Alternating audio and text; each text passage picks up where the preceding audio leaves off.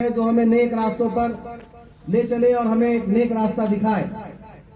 आज हम लोग अपने इस्लामी तौर तरीके को भूल चुके हैं। जो रास्ता हमें कुरान, हदीस और सुन्नत की रोशनी में बताया गया था, जो हमारे प्यारे आका मोहम्मद मुस्तफ़ा सल्लल्लाहु ताला अलैहि वसल्लम ने बताया, आज हम उससे गुमराह हो चुके हैं। उस लोग अपने घरों की, समाज की बड़ी बड़ी परेशानियों को लेकर हमारे प्यारे आते थे, जहाँ पर उनके सहाबी फारूक रजी अल्लाह ताला अन्हा उनकी बड़ी से बड़ी मुसीबतों को, उनकी बड़ी से बड़ी परेशानियों को आपस में बैठकर आसानी से सुलझाते। जरूर कहेंगे कि हम जब से मस्जिद का वहाँ नींव पड़ा, हम शुरू से आखिर तक चंदा तक किए हैं और उसमें ईंट भी ढोए हैं ऊपर चढ़ाने के लिए। तो हम लोग भी चाहेंगे कि हम लोग का चैनपुर में कोई हम लोग के लिए नहीं है। घाटों का जो आदमी बताया लगभग 100 कर ले, कुछ नहीं। और हम लोग भी चाह रहे हैं कि तो कुछ न कुछ छोटा ही मस्जिद में रकम मिले और इदारा कहीं भी बनाइए, हम लोग को मस्जिद मिल जाए तो ठीक है।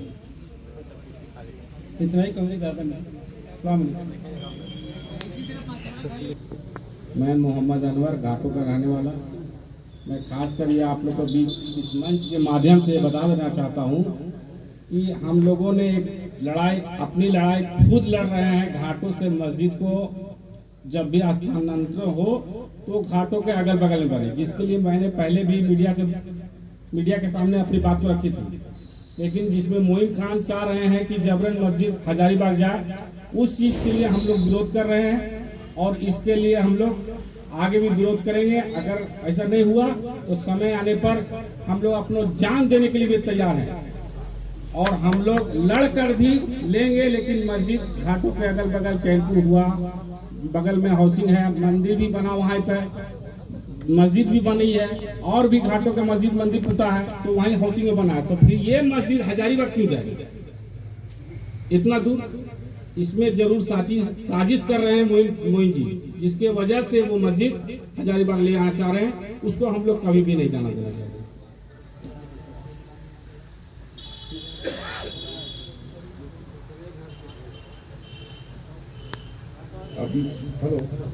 अब मैं गुजारिश करता हूँ,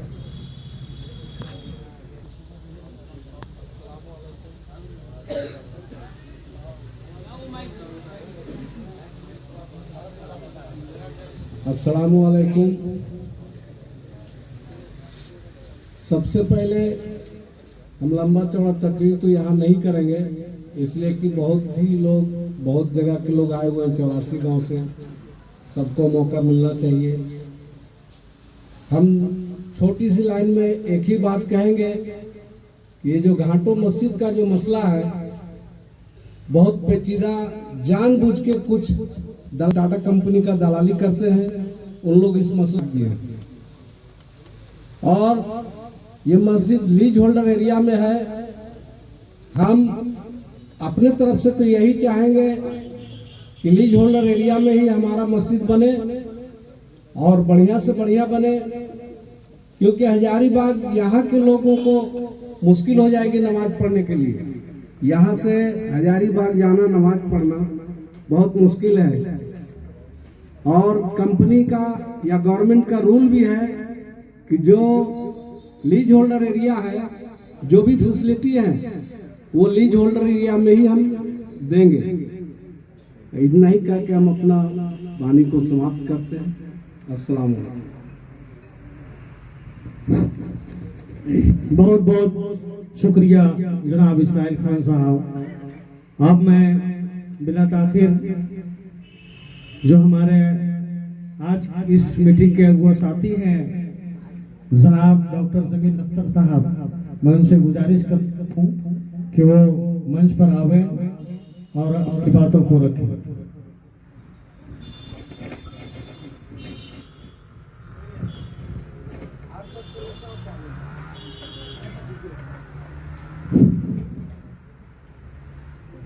मुझे जुलमाए कराम और हाजिरीन मजलिस, अस्सलामु अलैकुम। और मरकजी अंजुमन जमीयतुल अंसार के सभी मेंबर और उनके ओहदेदारान, मैं अपनी तरफ से जितना दिन भी फील्ड करके आज एकत्रित करने का काम किया है, सबको हम तहे दिल से शुक्रिया अदा करते हैं। ज़्यादा तुल तवील ना करके तमाम एविडेंस और प्रूफ आपके दरमियान है। मैं मरकजी अंजुमन जामियातुल अंसार से या उनके बैनर तले एक ही बात को रिपीट किया जा रहा है कि टाटा वेस्ट बोकारो घाटो जामा मस्जिद के मैटर पर यह बात की जा रही है। अगर आसानी से अगर बात मान जाती है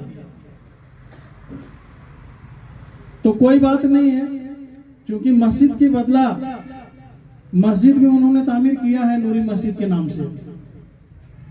मंदिर और गिरजाघर भी उनके एरिया में था, जहां खनन करने की जरूरत पड़ी तो आज दूसरे जगह पर वो कायम किया है। उसी तरह से मस्जिद को भी उनको कायम करना है, लेकिन वो समेटने का जो काम कर रहा है, मैं तमाम ओहदेदारों से मैं मुअद्दबाना गुजारिश करता हूं कि इस आह्वान को इतना स्ट्रांगली लेना है कि अगर आसानी से अगर बात मान जाती है तो ठीक है, और नहीं तो आंदोलन के लिए पूरे 84 अंजुमन तैयार रहे। और सबसे इम्पोर्टेंट बात कि हम लोग जहां तहां हम लोग बात कर ले रहे हैं, रिटर्न में हम लोग काम कर रहे हैं और उसका आंसर के इंतजार में हम लोग हैं। तो मेरा अपना एक जाति इंडिविजुअल कंसीडर या मशवरा कहें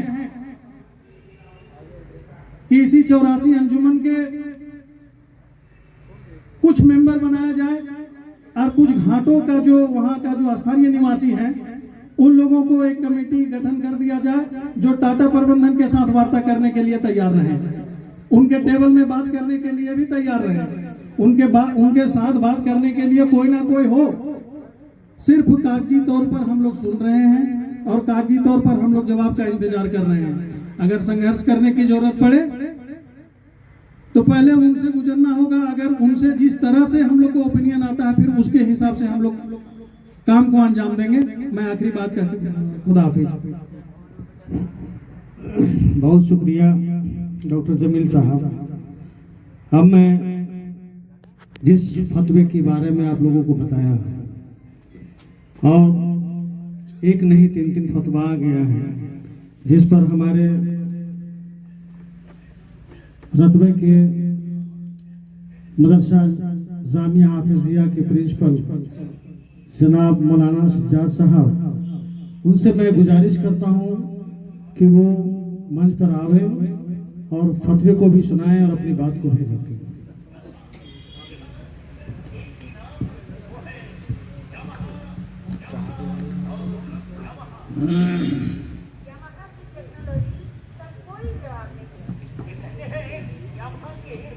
अस्सलामु अलैकुम रहमतुल्लाहि व बरकातहू। मैं जमीयतुल अंसार के जुमला अरकान, सदर, सेक्रेटरी और 84 अंजुमन के जितने लोग आए हैं तमाम का शुक्रगुजार हूँ।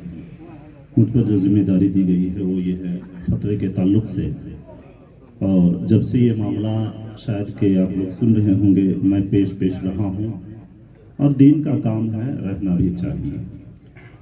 मसला ये है कि सियासी एतबार से बात करने के लिए हमारे जिम्मेदारान सरपरस्त हैसियत लोग तशरीफ़ रखे हुए हैं जहाँ शरीयत की बात आती है, और इसीलिए हमें इस मंच में मौका दिया गया है कुछ बोलने के लिए।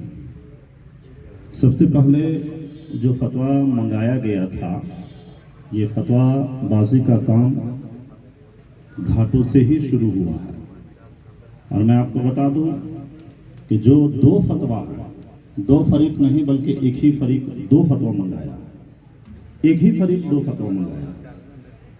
पहला फतवा हजारीबाग जो हम लोग का दारुल इफ्ता जमा मस्जिद है, वहाँ से फतवा मंगाया गया, और उस फतवे में जो मुस्तफ्ती हैं, फतवा मंगवाने वाले कोई दूसरे नहीं, वो घाटो जामा मस्जिद के खतीब व इमाम मौलाना इकबाल दानिश वही उन्होंने फतवा मंगाया था। और उन्होंने जो फतवा तलब किया है, सवाल उनका ये था कि सरकारी जमीन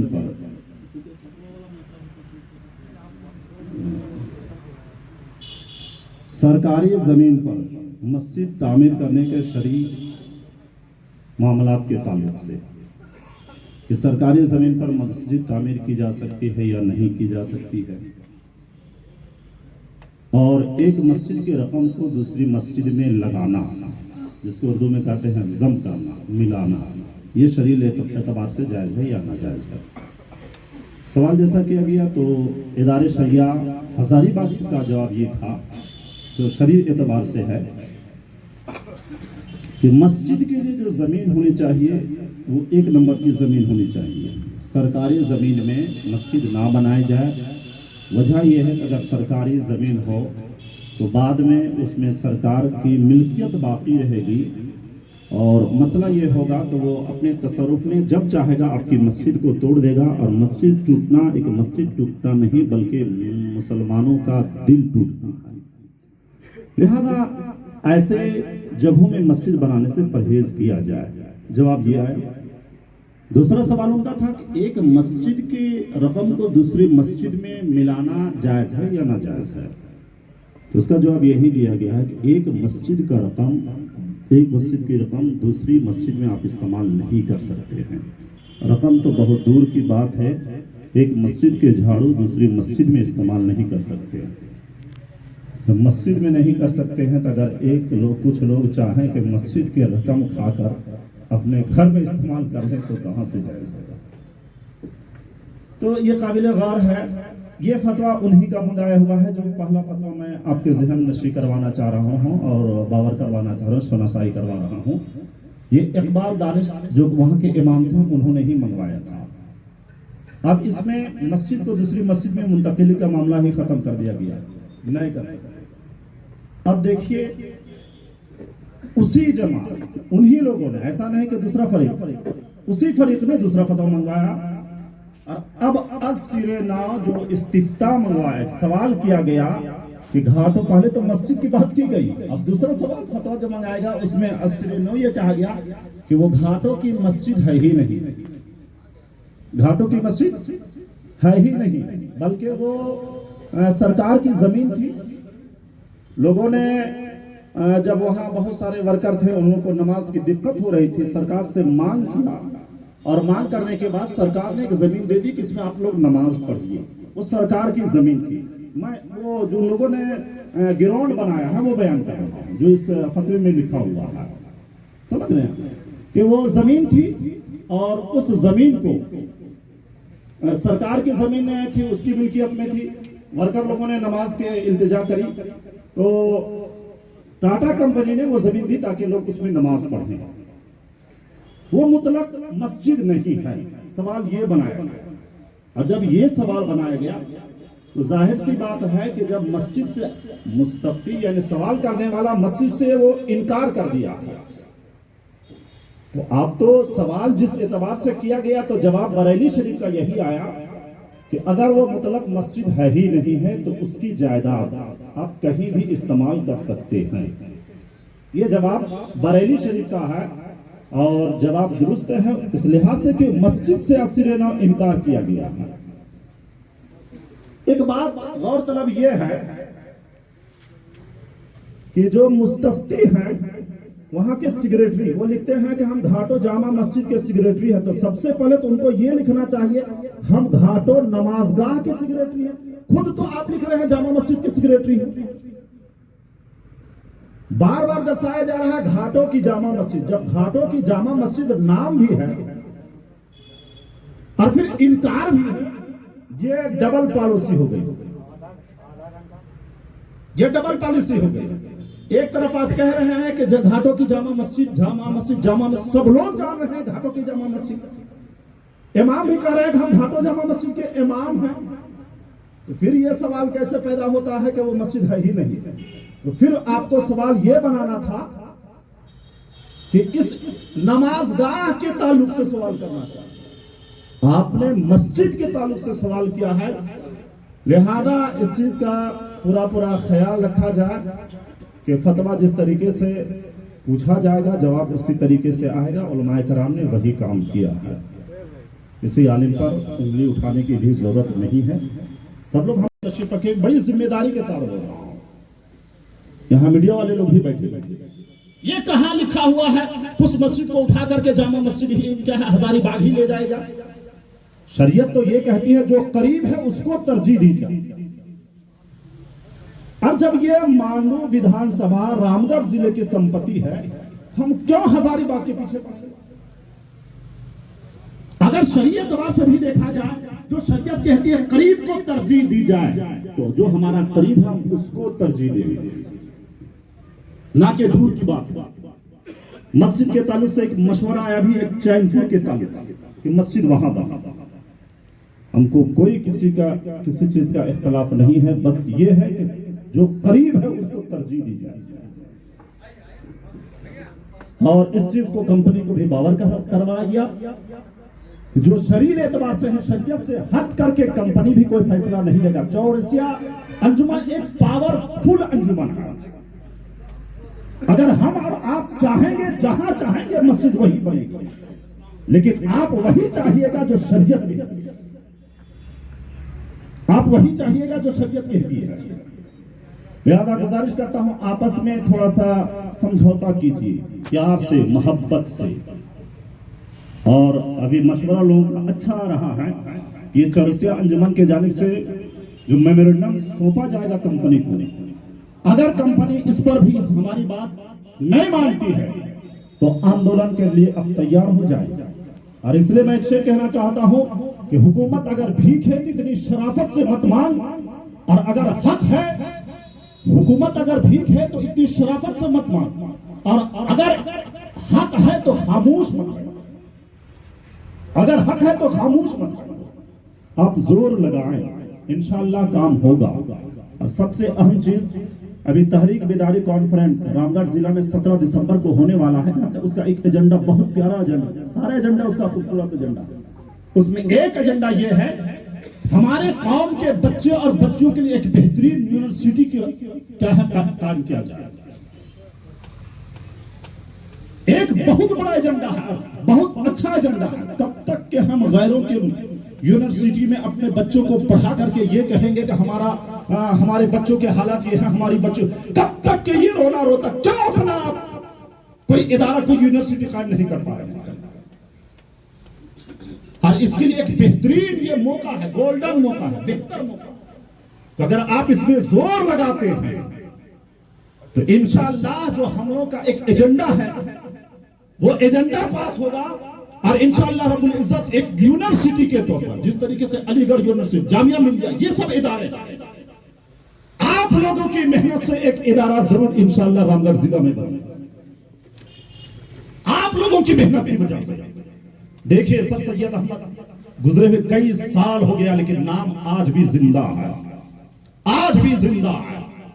इदारा अगर आप बना करके चले जाते हैं तो याद रखिएगा आप चले जाएंगे, इंशाअल्लाह जो लोग मेहनत करेंगे उनके आने वाली नस्लें कम से कम याद रखेगी कि हमारे बाप दादाओं ने इदारा ऐसा कायम करके गया है जिससे हमारी नस्लें सबक। लिहाजा ये एक सियासी माहौल नहीं है, ये समाजी और सियासी दोनों चीज, शरीफ चीज भी है, ये शरीफ चीज भी है। 4-5 महीना पहले हो जाना चाहिए था, नहीं हो पाया। अफसोस के साथ कहना पड़ता है कि मुफ्लिस से शहर को धनमान से डर लगता है, पर नहीं धनमान को रहमान से डर लगता है। अब कहाँ इसारो हुकूमत हो उमर जैसी, अब तो मुसलमान को मुसलमान से डर लगता है। हालात ये होते चले जाए। लिहाजा फतवे के मद्देनजर मान भी लिया जाए कि वो मस्जिद नहीं है, तो इस लिहाज से भी वो जायज नहीं है कि करीब को छोड़ करके दूर को तरजीह दी जाए। अगर टाटा कंपनी में कोई वर्कर कलकत्ता का है, कल वो हक जमा सकता है कि ना इस मस्जिद को हम कलकत्ता ले जाना चाहेंगे, तो क्या इजाजत होगा? अगर कोई बेंगलोर का है तो बेंगलोर में जाएगा? नहीं। जो करीब है उसको तरजीह दीजिए। उसी के फतवे के एतबार की बात कर रहा हूं। तो हमारा जो करीब है रामगढ़ की, मैं जानता हूं ये रामगढ़ जिला की संपत्ति है, मांडू विधानसभा की संपत्ति है। रामगढ़ जिला और मांडू विधानसभा से बाहर जाने कि आप अगर जोर लगाइए तो इंशाल्लाह ये काम होकर के रहेगा। और एक सबसे अहम चीज देखिए, मस्जिद के ताल्लुक से मैं, मस्जिदें बहुत सारी बनती रहती है, समझ, अब बन जाएगी, हमारे कौम ताउन करते रहेंगे। हमारी कौम के लिए मैं आप लोगों से भीख आज मांगना चाहता हूं, भीख के तौर पर अपने आने वाली नस्लों के लिए, अपने आने वाले बच्चे और बच्चियों के लिए रामगढ़ विधानसभा जिला रामगढ़ में, मांडू विधानसभा जिला रामगढ़ में एक ऐसा इदारा बनाइए कि हमारी बच्चियां अब दर दर की ठोकर खाने के लिए दूसरों के यहाँ नहीं, अपने यहाँ दीन की मसले और शरीयत, दीनी और दुनियावी दोनों तालीम हासिल करने के लिए एक ऐसा यूनिवर्सिटी बने। क्या आप लोग इस चीज के लिए तैयार हैं कि वाकई हम लोग एक ऐसा इदारा बने? दोनों हाथों को उठा करके थोड़ा सा सबूत दे दीजिए। इंशाअल्लाह अगर हम लोगों को आंदोलन करना पड़े तो आप इसके लिए तैयार हैं? अगर जान की फांसी देनी पड़े तो आप इसके लिए तैयार हैं? इंशाअल्लाह आज ये एक सज्जाद हुसैन की आवाज नहीं है, बल्कि मांडू विधानसभा के 84 गांव के सदर सिगर और अंजुमन की बात है। दादा मैं अपने कौम के तमाम लोगों से कौम के दर्द लेकर के उठी, कौम की दर्द। वो लोग मर जाते हैं हमेशा के लिए जो अपने लिए जीते हैं, और जो कौम के लिए मरते हैं वो हमेशा जिंदा रहते हैं। अगर जिंदगी चाहते हैं कि मरने के बाद भी आपका नाम होता रहे तो कौम के लिए मरना सीखिए, इंशाअल्लाह हमेशा जिंदा रहेगा। बातें बहुत ज्यादा नहीं कर सकता हूं चूंकि वक्त के किल्लत दामनगिर है। अपने बातों को इसी पर खत्म कर रहा हूँ। अस्सलामु अलैकुम व रहमतुल्लाहि व बरकातुहू।